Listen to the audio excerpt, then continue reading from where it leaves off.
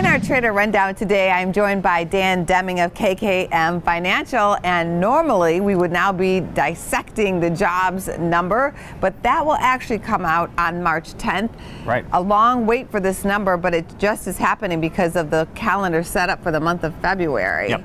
So we won't talk about that other than it's coming. What do you think about the jobs report on Friday? It is coming, and I think it's significant. Also, ECB is coming as well. So we got a couple of things on the docket this week. But really, I think the unemployment report is very significant because now, last Friday, the Fed went into the quiet period. They're not going to be speaking before that Fed announcement on the 15th. But I think they're going to be very focused on that number, particularly the wage number, the wage component of the unemployment report. That again, will be an indication of inflation pressure, and that's what they're really looking at. Foregone conclusion that we will get a rate hike in March? Wow, last week I think we were speaking that it probably wasn't coming, but yes, it looks like now better than 80% chance that they will move in March, and all indications are based on the information that was given last week by the Fed officials.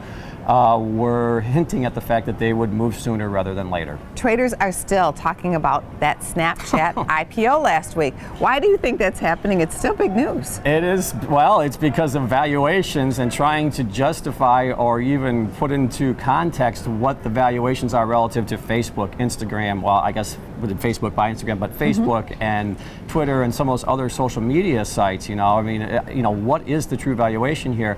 And I'm telling you, Angie, when I saw last Friday the 28 print on that reminded me of some of the things we were seeing in 2000 during that crazy IPO and penny stock era leading into the 2000 era as well. So I don't know, this is getting a little frothy here.